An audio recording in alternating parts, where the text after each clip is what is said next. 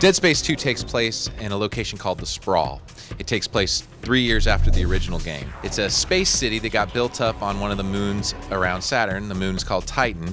If you go back in history to like the gold rush days, you'd think, okay, they discover gold and then all of a sudden a city kind of pops up around that area. And so the Sprawl kind of evolved in a very similar way. They found a place to mine resources, and then people started to kind of congregate there and then build up this big city. Is he alive? In the original game, Isaac kind of stumbled upon this infestation, and it was just like, holy shit, what's going on? In this game, when the outbreak happens, you know, Isaac has a little bit of a history with these necromorphs, so he's a little bit more confident in the way to kind of deal with them. We're very proud of what we did with Dead Space. We're very proud of the franchise, and it would be ridiculous for us to step away from our roots. From the terror and the horror and the suspense and the tension and all those elements that made that game fun and really resonated with people is what we want to deliver. So I'm not sure why people think that we're going in some kind of wacky run and gun direction. That's not the case. I think what we're really focused on is making Dead Space 2 the very best Dead Space game it can be, and that's going to come through refinements of what we have there. So much shit in my head. One of the new things that we're doing is really playing up more interactivity in the environment. We actually wanted to have situations where interacting with the environment could be used strategically against enemies. So imagine you're coming into an area that's very dark, dimly lit. Maybe there's one light source, there's a standing floor lamp or something.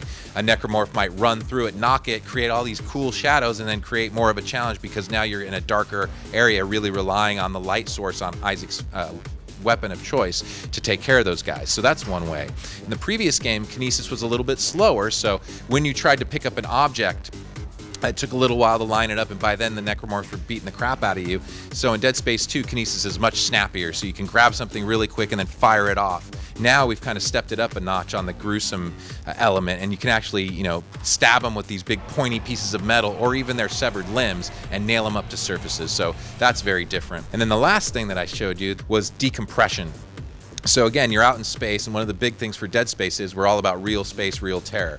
Well, it makes sense that when you're out in space, there's a chance that you could cause an accident that might decompress an area and remove all the atmosphere and suck things out. So maybe there's an enemy standing right in front of the glass and it's darkly lit and you don't know, and you fire off a shot and you're not being accurate. You know, you're just shooting wildly. Well, now you've got this whole other layer of stuff to deal with in the environment. You know, you're trying to not get sucked out into the vacuum of space. So that's another one of the ways that we've kind of changed the game a bit and added more interactivity to the environments.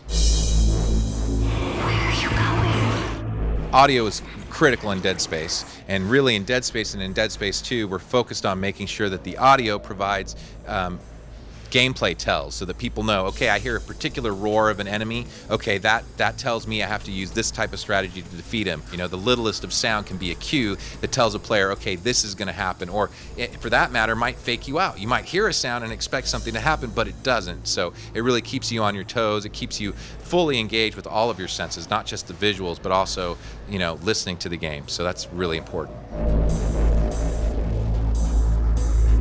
We bring back all the original tools, and we've got a whole bunch of new ones this time out. The Javelin gun's kind of like a more powerful nail gun, so to speak. So I was able to actually impale enemies and nail them to surfaces or nail them to the ground, and then the alt fire on that actually allowed me to either electrocute or burn the enemy. So that was one application. The other one was I was able to shoot some of those javelins into the ground, and then as multiple enemies came towards me, I could use it as kind of an area of effect. The detonator is kind of more of almost similar to a trip mine, where you can actually create a perimeter or create an area in front of you where you can try to lure the necromorphs into and dismember them. You will see Isaac's face, he will speak, and maybe you'll hear some thoughts from Isaac in the game. Dead Space 2 will be out on Xbox 360 and PS3 soonish in the future. Isaac, we're all gonna burn for what we did to you.